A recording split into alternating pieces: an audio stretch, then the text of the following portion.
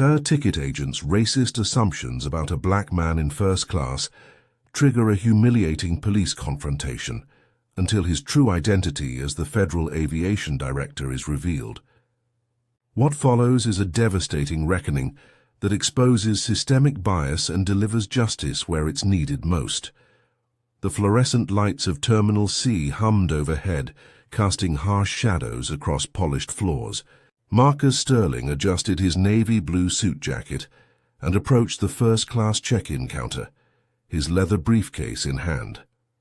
The ticket agent behind the counter, Derek Walsh, looked up. His eyes traveled from Marcus's face to his boarding pass, then back again. Something shifted in his expression. First class. Derek's tone carried an edge that made nearby passengers glance over. Marcus slid his boarding pass and ID across the counter. Yes, seat 2A. Derek picked up the documents with 2 fingers, as if they might contaminate him. He studied them longer than necessary. The scanner beeped as he ran the boarding pass through. His eyes narrowed at the screen. This ticket was purchased yesterday. Derek's voice rose slightly. Last-minute first-class purchase. Is that a problem? Marcus kept his voice level. I'll need additional verification. Derek crossed his arms. Do you have a credit card? The one used for purchase? Behind Marcus, a white businessman in a rumpled gray suit stepped up to the adjacent counter. That agent processed him in 30 seconds flat. No questions, no additional verification. Just a smile and a, "Have a great flight, Mr. Patterson." Marcus felt the familiar weight settle in his chest. Not here, not today. My identification and boarding pass should be sufficient, Marcus said quietly. That's standard policy. Derek's jaw tightened. I determine what's sufficient at my counter. The words hung in the air like smoke. Other passengers turned to watch. Someone pulled out their phone. Before we continue this story, where are you watching from? Drop your location in the comments below, and don't forget to like and subscribe for more powerful stories of justice. 6 hours earlier, Marcus had stood in his kitchen pouring coffee into his favorite mug. The townhouse was quiet, filled with soft morning light. Photos lined the hallway. His daughter Ayana's graduation, his father in his old airline mechanic uniform, Marcus's swearing-in ceremony. His phone buzzed. Ayana's face filled the screen. Morning, Dad, big day? Marcus smiled. Just another inspection trip. Flying commercial to see how the system really works. Incognito again. She laughed. You know, most federal directors don't do their own undercover assessments. Most directors didn't grow up watching their fathers get pulled aside for random searches every single flight. Marcus's voice softened. Someone has to see what actually happens out there. Ayana was silent for a moment. Be careful, Dad, and remember, I know. Don't let them make me angry. He paused. Your grandfather used to say that. He also said to let people show you who they really are, Ayana reminded him. Love you. Marcus ended the call and stared at his father's photo. 23 years since the heart attack, but the lessons remained fresh. His father had spent 30 years keeping planes safe, yet was treated like a threat every time he flew. That's why Marcus had taken this job. Federal Aviation Director at 42, the youngest in history, not for the title, but for the chance to reform the culture from within, to make sure other black families didn't endure what his had. He'd reviewed hundreds of discrimination complaints in his 2 years leading the FAA. Patterns emerged. Certain airlines, certain airports, certain behaviors that never quite made it into official reports. Today's flight was deliberate. This airline had the highest complaint rate in the region. He needed to see it firsthand. Marcus grabbed his briefcase and headed for the door. The airport was his domain professionally, but personally, he was just another black man trying to board a plane. The irony wasn't lost on him. Derek set Marcus's ID down with deliberate force. I'm going to need you to step aside while I verify this. Verify what exactly? Marcus remained calm, but his pulse quickened. The authenticity of your ticket. Derek reached for his phone. We've had issues with fraudulent upgrades lately. A woman in a cream-colored blazer approached. Derek's supervisor according to her name tag. Linda Morrison. She assessed the situation with quick eyes. Problem, Derek? Possible ticket fraud. Derek gestured at Marcus without looking at him. Last-minute first-class purchase. Vague answers about the credit card. I didn't give vague answers, Marcus interrupted. I gave accurate ones. My identification matches my boarding pass. That's the requirement. Linda examined the documents. Her lips pressed into a thin line. Mr. Sterling, this is just standard procedure. Standard procedure didn't apply to the passenger processed 2 minutes ago. Marcus gestured toward the other counter. No additional verification required for him. Linda's expression hardened. Are you suggesting I'm stating facts? Marcus's voice remained steady, but something cold entered his tone. I'd like to board my flight now. Derek stepped closer to Linda, lowering his voice but not enough. Look at him. Designer suit, expensive watch. How does someone afford first class but can't produce the credit card? The words sliced through the space between them. Marcus felt every eye in the terminal turn his direction. Phones were definitely recording now. The familiar script was playing out. The assumptions, the suspicion, the public humiliation designed to make him prove he belonged. Linda hesitated, then made her choice. Derek's right to be thorough. Sir, if you could just... I'm calling security. Derek already had his phone to his ear. Yes, Terminal C, first-class counter.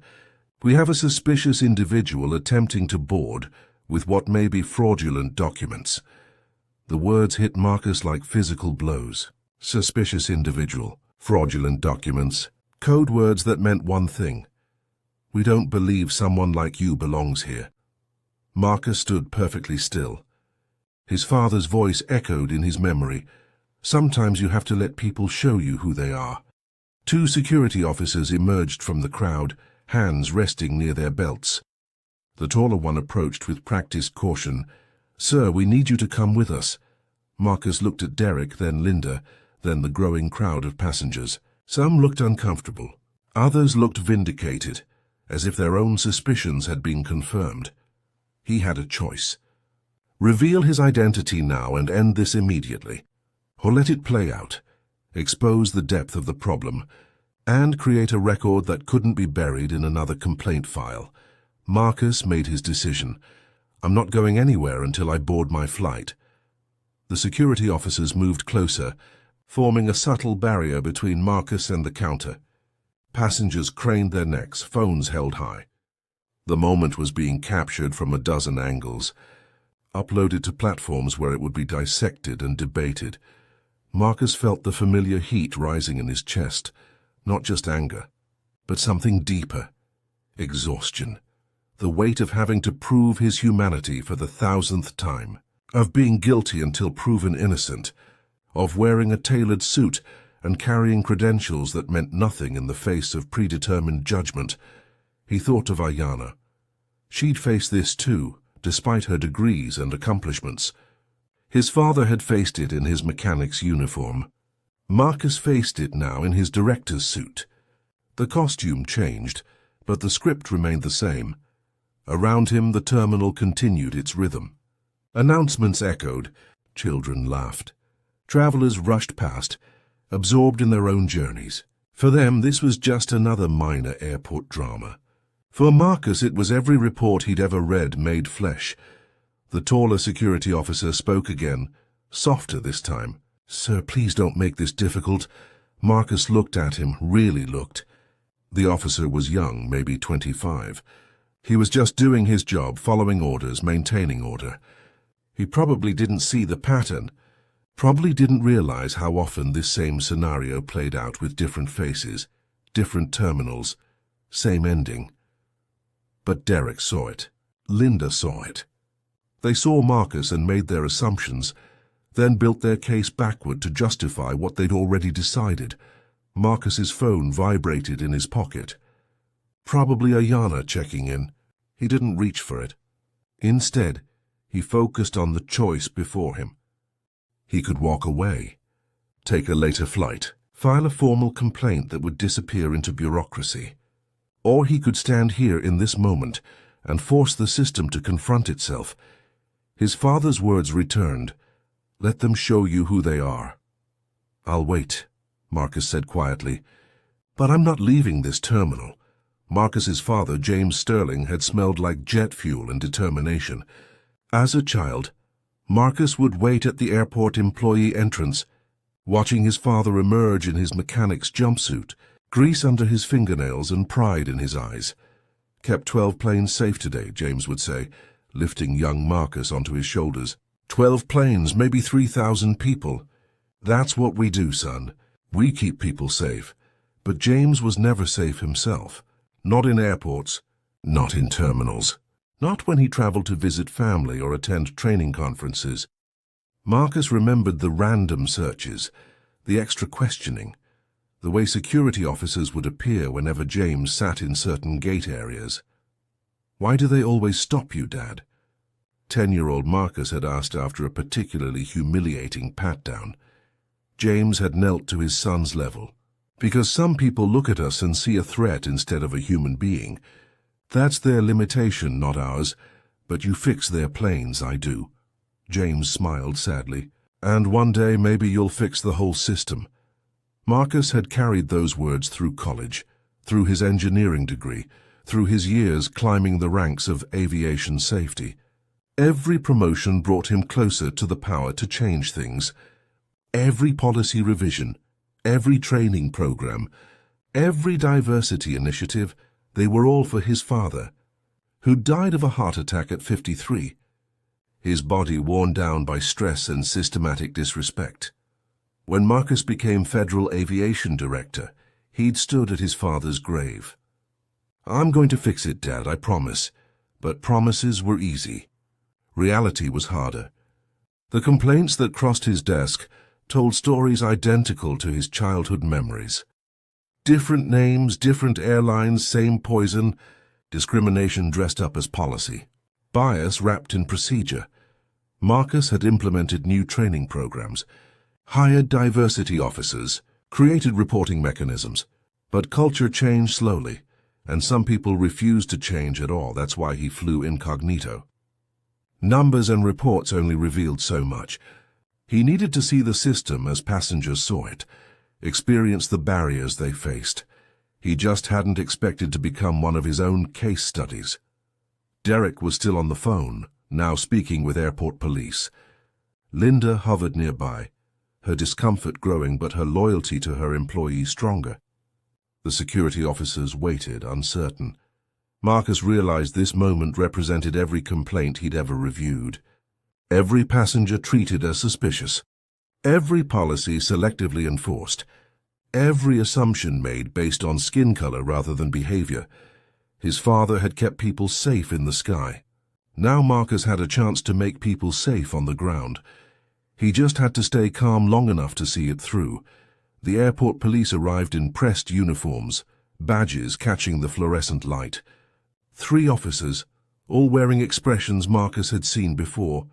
Professional neutrality masking assumptions already made. The lead officer, a woman with graying hair pulled back tight, approached Derek first. "What's the situation?" Derek launched into his narrative with practiced ease. Last-minute first-class purchase. Couldn't verify payment method. Refused to provide additional documentation. Became argumentative when I tried to follow standard protocol.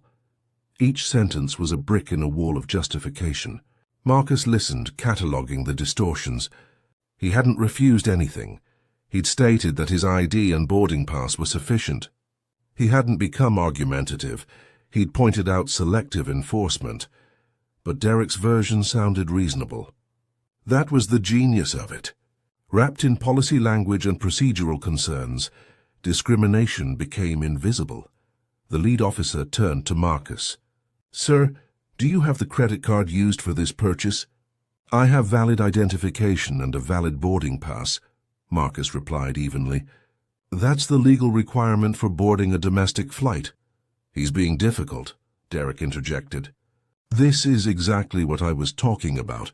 Marcus's jaw tightened. Difficult. Another code word.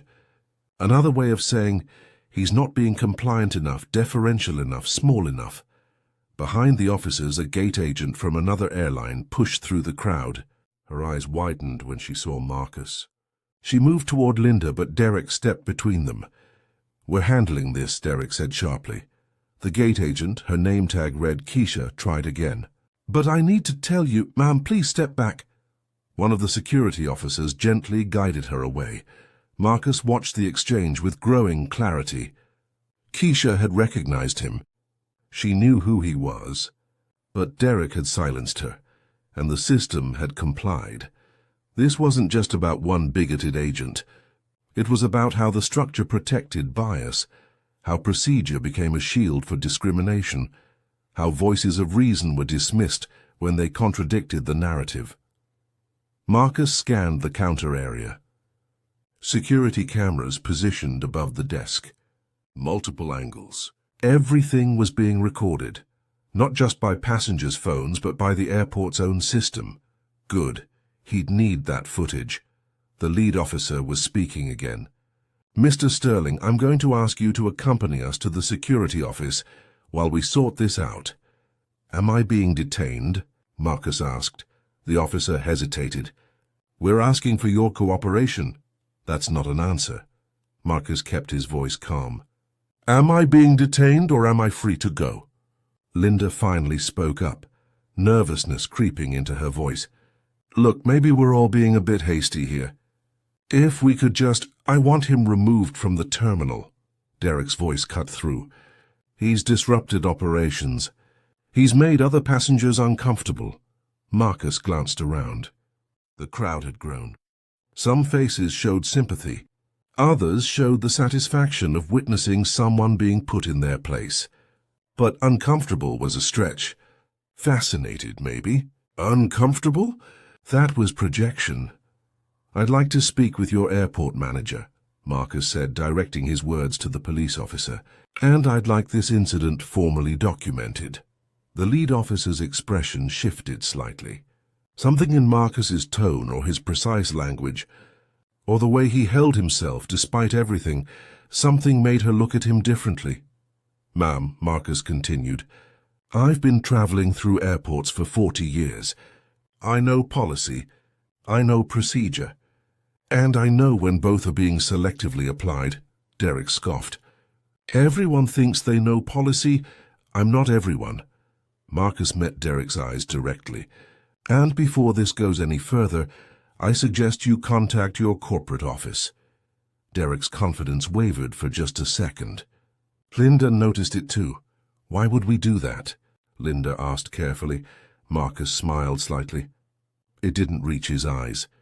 "Because I think you'll want to verify my identity after all." Linda pulled out her phone with trembling fingers. "I'll call the duty manager." Derek leaned against the counter, arms crossed, confidence radiating. This is a waste of time. He's stalling.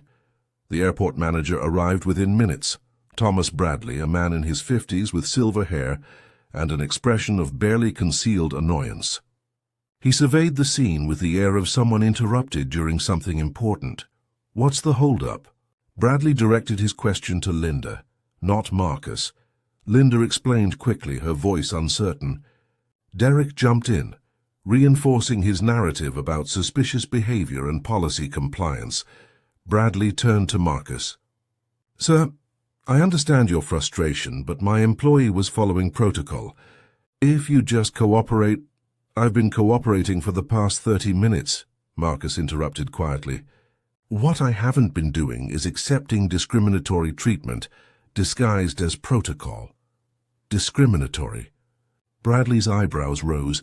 "That's a serious accusation." Marcus gestured to the terminal around them. "The passenger before me was processed in seconds.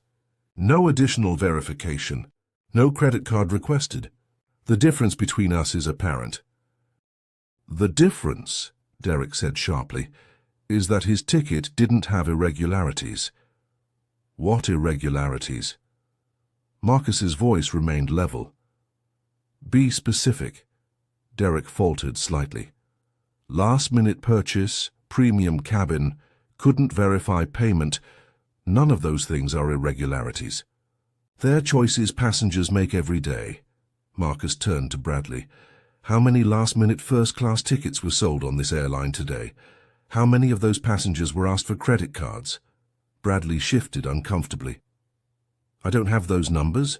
I do. Marcus's tone sharpened. Would you like me to tell you? An older black woman in a mustard-yellow cardigan spoke up from the waiting area. He did the same thing to me last month. Questioned my ticket, made me miss my flight. I filed a complaint.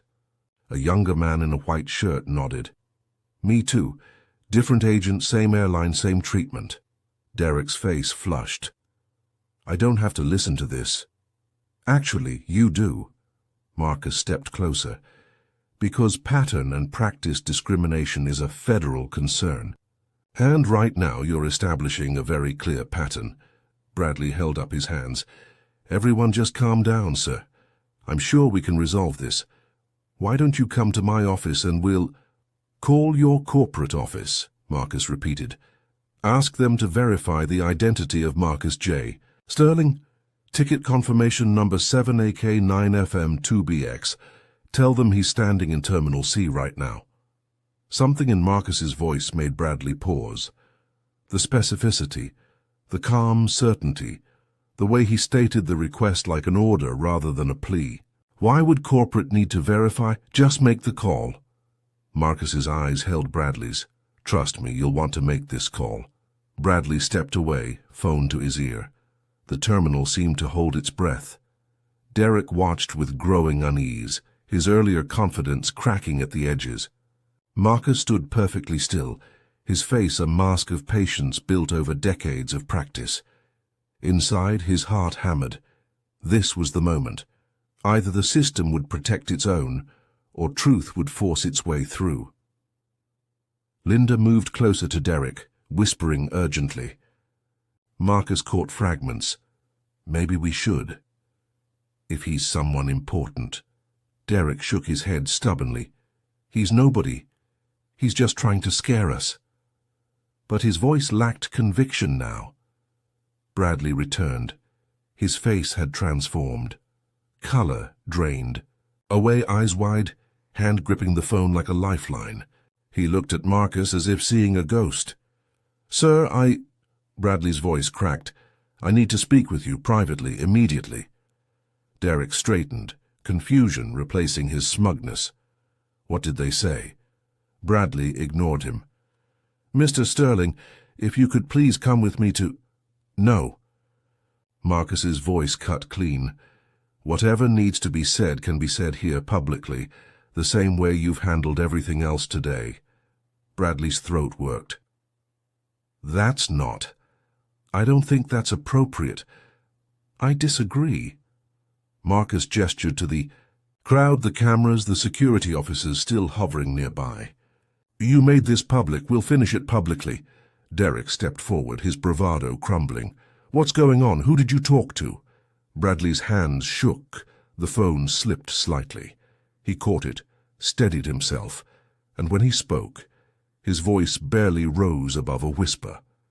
Derek, step away from the counter. What? Why? Just step away now. Derek obeyed, confusion clouding his features. Linda moved back too, instinct telling her something terrible was about to unfold. Bradley turned to Marcus. In his eyes was a mixture of fear, respect, and desperate apology. Mr. Sterling, I am deeply, profoundly sorry. If I had known who you were... That's the problem, Marcus interrupted softly. You shouldn't need to know who I am. You should treat every passenger with the same dignity and respect. Derek's face went from confused to pale. Who is he? Bradley couldn't look at his employee, his voice shook. Derek, this is... The terminal PA system crackled to life. A voice, sharp with authority, cut through every conversation, every movement, every breath in Terminal C. Would Derek Walsh please report to the airport administrative office immediately? Derek Walsh to administration. Derek's eyes went wide. He looked at Marcus, at Bradley, at the crowd now pressing closer, phones recording every second. Who are you? Derek whispered. Marcus said nothing. He simply stood there waiting, letting the moment stretch. letting Derek feel what he'd made others feel. Uncertainty, fear, the terrible knowledge that everything was about to change. Bradley's phone rang again. He answered, listened for 5 seconds, then ended the call. When he looked up, his career flashed before his eyes. "The regional vice president is on her way," he said quietly. "She'll be here in 3 minutes." Derek's legs seemed to give out slightly. He grabbed the counter for support. "No," he breathed. "No, this isn't. You can't be." Linda had already figured it out. Her hand covered her mouth, horror dawning. Marcus finally spoke, his voice carrying across the terminal with devastating calm. "My name is Marcus James Sterling. I am the Federal Aviation Director. And for the past 30 minutes, I've been documenting every single violation of federal anti-discrimination policy that you've committed." The silence that followed was absolute. The words hung in the air like a verdict. Derek's face cycled through emotions, disbelief, denial, terror. His mouth opened, but no sound emerged. Around them, the terminal erupted in whispers. Phones angled for better shots. Passengers exchanged shocked glances. The security officers stepped back, suddenly uncertain of their role in this reversed power dynamic. Marcus felt the exhaustion hit him all at once. The performance of calmness had drained him. He'd won, yes. His identity had been revealed, yes. Justice was coming, yes. But it didn't erase the last 30 minutes. Didn't undo the assumption, the suspicion, the public humiliation. Didn't change the fact that without his title, without his position, without his power, he'd have been just another black man escorted from a terminal with his dignity in pieces. He thought of the woman in the mustard-yellow cardigan who'd spoken up. She'd faced this same treatment and had no federal badge to flash. She'd filed a complaint that went nowhere, boarded a later flight or maybe none at all, carried the anger home in her chest. How many others? How many complaints buried in databases? How many videos that didn't go viral? How many moments exactly like this one, except the victim had no power to fight back? Marcus felt the weight of every one of them. Derek began backing away, his hands raised as if physically warding off reality. I was doing my job. Policy says nothing about what you did." Marcus's voice was quiet, but it carried. Policy doesn't tell you to demand credit cards from some passengers and not others. Policy doesn't tell you to call security on someone whose only crime is not matching your assumptions. Linda started to speak, stopped, started again. "We didn't know." "Exactly," Marcus said. "You didn't know. And because you didn't know, you treated me like a criminal. Think about what that means." The crowd pressed closer. A little boy tugged his mother's sleeve, asking questions she struggled to answer. An elderly white man nodded slowly, something like shame crossing his weathered face. Bradley's phone buzzed incessantly. He ignored it, frozen in the nightmare of his own making. Marcus closed his eyes briefly. He heard his father's voice again, not the lesson about letting people show themselves, but something else, something his father had said the week before he died. "You're going to change things, son. But changing systems means breaking sometimes, and breaks are painful. For everyone." Marcus opened his eyes. The pain was here, present, unavoidable. But so was the opportunity for something better. The glass doors at the terminal entrance swung open. A woman in a burgundy suit strode through with the focused intensity of someone managing a crisis. Regional Vice President Sandra Chen, her badge swinging from a lanyard, her heels clicking sharp against the floor. She took in the scene with practiced assessment. The crowd, the cameras, the security presence, and finally, Marcus standing at the center of it all. "Director Sterling." She extended her hand. Her grip was firm, professional, and carried the weight of corporate terror. "I apologize for the unconscionable treatment you've experienced." Marcus shook her hand but didn't smile. "Ms. Chen, I believe we've spoken on conference calls." We have. She turned to Bradley, her expression hardening. My office. 5 minutes. Bring all relevant documentation. Then to Derek. You're suspended pending investigation. Leave the terminal immediately. Derek's protest died in his throat. He looked at Linda for support, found none, and stumbled away from the counter like a man fleeing an execution. Sandra turned back to Marcus, lowering her voice. Sir, if we could speak privately, I can assure you that appropriate action— No. Marcus's tone was firm. I requested an incident report, security footage review, and employment records. Specifically, Derek Walsh's complaint history. Sandra's jaw tightened. She knew what that request meant. She gestured to Bradley, who pulled out his tablet with shaking hands. Mr. Walsh has been with us for 4 years, Bradley began, his voice hollow. There have been some complaints. How many? Marcus asked. Bradley scrolled, his face growing grayer. 3 formal complaints, all related to passenger interactions, demographics of those passengers. Silence. Mr. Bradley, I asked you a question. All 3 were African-American passengers. Bradley's voice was barely audible. The complaints alleged discriminatory behavior.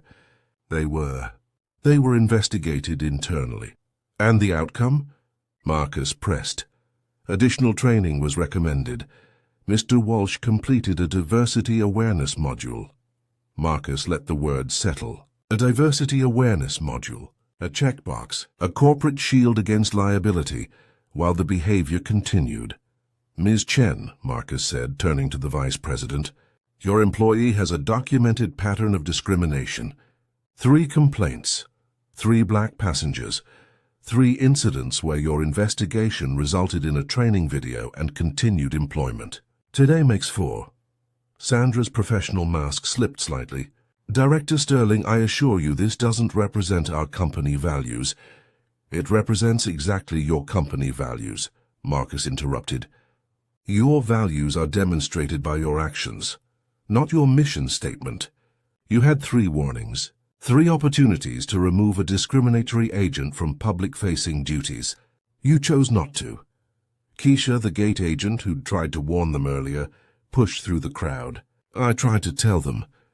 I recognized you from the industry conference last year. But they wouldn't listen. Marcus nodded to her. Thank you. Your name? Keisha Robinson, sir. Ms. Robinson, I'll need a statement from you about what you witnessed and how you were silenced when you attempted to intervene. Marcus pulled out his phone. So I'm documenting everything. Names, times, responses. This becomes part of the federal review. Sandra's composure cracked. Federal review. Your airline has the highest discrimination complaint rate in this region. I've been monitoring it for 6 months. Today was supposed to be an incognito assessment of ground operations. Instead, it became a case study in systemic failure. Marcus's voice hardened. So yes, Ms. Chen, federal review. Of your hiring practices, training protocols, complaint resolution procedures, and corporate response patterns. The weight of his words pressed down on everyone present. This wasn't just about Derek anymore. This was about the entire structure that had enabled him. Bradley looked like he might be sick. Sandra's mind was clearly racing through legal implications and financial consequences. Marcus felt something shift inside him, the anger transforming into purpose. His father had kept planes safe. Now Marcus would make the system safe, not just with policy memos and training modules, but with consequences that couldn't be ignored. Marcus gestured to the security monitors above the check-in counter. I want that footage pulled. From the moment I approached this counter until now, full audio and video. Sandra nodded to Bradley, who scrambled to comply. Within minutes, a maintenance worker arrived with a laptop. The crowd pressed closer as the screen flickered to life. The footage played in stark, undeniable clarity. Marcus approaching the counter, professional and calm. Derek's immediate shift in demeanor, the narrowed eyes, the suspicious once-over. The way he held Marcus's documents as if they might be contaminated. First class? Derek's voice through the speakers. carrying that edge of disbelief. The businessman at the adjacent counter processed in 30 seconds. No questions, no verification, just efficiency and courtesy. Then Derek demanding the credit card. Marcus explaining policy. Derek's voice rising, calling security, while Marcus stood perfectly still, hands visible, posture non-threatening. A woman in the crowd gasped as the footage showed Derek leaning toward Linda. His whispered comment caught by the microphone. Look at him. Designer suit, expensive watch, the assumption, the judgment, all of it preserved in digital clarity. Sandra's face had gone pale. Bradley looked ready to cry. The footage continued. Marcus citing policy, Derek dismissing him, Linda backing her employee, security arriving, treating Marcus like a threat. Keisha trying to intervene, being waved away. Finally, Marcus's calm request, call your corporate office. The video paused. The terminal was silent except for the hum of the air conditioning and the distant sound of announcements from other gates. An older black man in the crowd spoke, his voice thick with emotion. That's what it looks like. That's what we go through. Thank you for showing them. Others nodded. Some were crying. The woman in the mustard yellow cardigan wiped her eyes. Marcus turned to Sandra. This footage will be part of the federal investigation file. But I want you to see it now. I want you to watch what your employee did and ask yourself how a man with 3 prior complaints was still in a position to do it again. Sandra couldn't meet his eyes. There are no words. You're right. There aren't. Marcus's voice was steel wrapped in silk. Words are what you gave me in your company's diversity statements and inclusion reports. Actions are what I experienced today. The gap between those two things? That's what we're going to fix. He turned to address the crowd, his voice carrying across the terminal. What you witnessed today happens every single day to passengers who don't have federal badges. It happens to your neighbors, your colleagues, your family members. They get questioned, detained, humiliated, and then they file complaints that disappear into corporate bureaucracy. More phones recorded. This moment would spread beyond the terminal, beyond the city. Marcus continued. This ends now. Not just here, but everywhere. I'm directing a full FAA review of discrimination complaints across all major carriers. Airlines will implement independent oversight for complaint resolution. Employees with pattern violations will face mandatory removal from customer-facing roles. And every airline will publicly report their discrimination complaint statistics quarterly. Sandra's phone buzzed frantically. Probably corporate headquarters, probably lawyers, probably crisis management teams mobilizing. Marcus pulled out his boarding pass, crumpled now from being handled so many times. He smoothed it on the counter. Miss Chen, I'm going to board my flight now. Seat 2A, first class. The seat I paid for, the seat I'm entitled to. The seat I should have been allowed to access 30 minutes ago without having to prove I'm a federal official. He paused. Let the words land. And when I land, I'm filing a formal complaint against Derek Walsh for discriminatory conduct, against Linda Morrison for enabling it, against Thomas Bradley for failing to intervene appropriately, and against your airline for systematic failures in addressing pattern discrimination. Sandra nodded slowly. I understand. I hope you do. Marcus's expression softened slightly. Because change is coming. Whether your airline leads it or resists it is up to you. He turned to Keisha. Ms. Robinson, thank you for trying to do the right thing. That takes courage. Your statement will be noted. Then Marcus picked up his briefcase, straightened his navy blue jacket and walked toward his gate. The crowd parted like water. Behind him, Sandra was already on her phone. Bradley stood frozen. Derek was nowhere to be seen, already escorted from the building, his career in ruins. But Marcus's mind was on the future, on the policies he'd implement, on the passengers who'd fly tomorrow and the day after without fear of being targeted. His father would be proud. The first-class cabin was quiet, luxurious, and suddenly full of respectful nods from crew members who'd heard what happened. The lead flight attendant, An older woman with kind eyes approached as Marcus settled into seat 2A. "Director Sterling, I just want to say, thank you. My son is black. He travels for business. This matters." Marcus nodded, his throat tight. "It matters to all of us." She squeezed his shoulder gently before moving down the aisle. Around him, other passengers, some who'd witnessed the confrontation, others who'd heard about it, treated him with a mixture of respect and curiosity. Marcus pulled out his phone.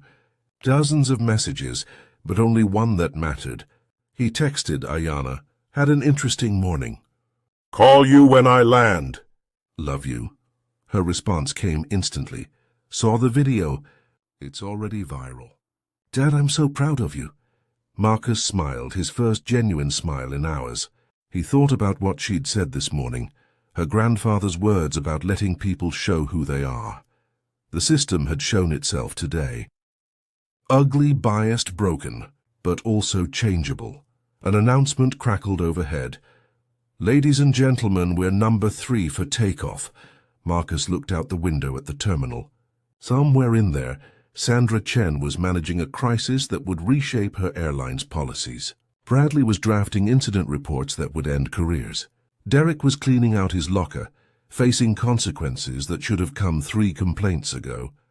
But Marcus wasn't thinking about punishment. He was thinking about prevention. He pulled out his tablet and opened a new document. Proposed FAA Directive, Enhanced Anti-Discrimination Enforcement Protocol. His fingers moved across the keys, translating today's pain into tomorrow's protection. The plane began to taxi. Through the window, Marcus saw other planes taking off and landing, each one carrying hundreds of people, each person deserving dignity, respect, safety. His father had kept the mechanical systems safe. Marcus would keep the human systems safe. The plane lifted off and Marcus felt something else lift too, the burden of carrying this moment alone. The video was spreading. People were talking. Change was beginning, not because of his title, but because he'd stood his ground. Because Keisha had tried to intervene. Because passengers had spoken up. Because the woman in the mustard-yellow cardigan had shared her story. Change came from collective courage. Marcus closed his tablet and leaned back. The sky outside was clear, endless, full of possibility. His phone buzzed. A message from Sandra Chen. Comprehensive review initiated. All employees undergoing revised training.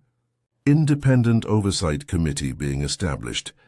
Will forward full report to your office. It was a start. Not enough, but a start. Marcus typed back. Acknowledged. I'll be monitoring progress. The flight attendant brought him water. The cabin lights dimmed. Passengers settled into their routines. And Marcus Sterling, Federal Aviation Director, exhausted father, son of a mechanic, survivor of discrimination, he finally let himself rest. Above the clouds, Marcus thought about the nature of dignity, how it shouldn't require a title to be recognized, how every person boarding a plane, regardless of skin color, economic status, or background, deserved the same fundamental respect. His father had understood this, had faced indignity with grace, hoping the next generation wouldn't have to. Marcus had become that next generation, armed with power his father never possessed. But power wasn't the point. Humanity was. The incident today would spark conversations. Some people would dismiss it, claim Derek was just one bad employee. Others would recognize the pattern, see the system that enabled him. Change would be messy. Resistance would be fierce. But the alternative, silence, acceptance, continued discrimination, was unacceptable. Marcus had a choice after today.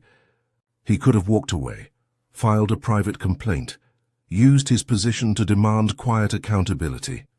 Instead, he'd made it public, made it undeniable, made it a moment that couldn't be buried or forgotten, because the passengers without badges deserved witnesses, deserved someone with power, using it on their behalf. The sky outside was turning gold and pink as the sun began its descent. Marcus thought of his father's hands, strong and scarred from decades of work.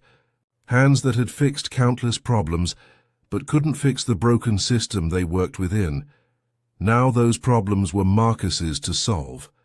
Not perfectly, not overnight, but persistently, systematically, with the same dedication his father had brought to every repair. The flight attendant's son would travel safer. The woman in the mustard-yellow cardigan would maybe someday board a flight without fear. And countless others, names Marcus would never know, faces he'd never see, would benefit from a system forced to confront its failures. That was the real victory. Not Derek's termination or Sandra's crisis management, but the possibility that tomorrow might be different than today. Marcus closed his eyes, his father's voice echoing one final time. We keep people safe. Yes, Dad, we do. The plane flew on through the golden sky, carrying Marcus toward the work that awaited. Policies to draft, systems to reform, cultures to transform. One flight at a time, one passenger at a time, one moment of dignity at a time. The journey was just beginning.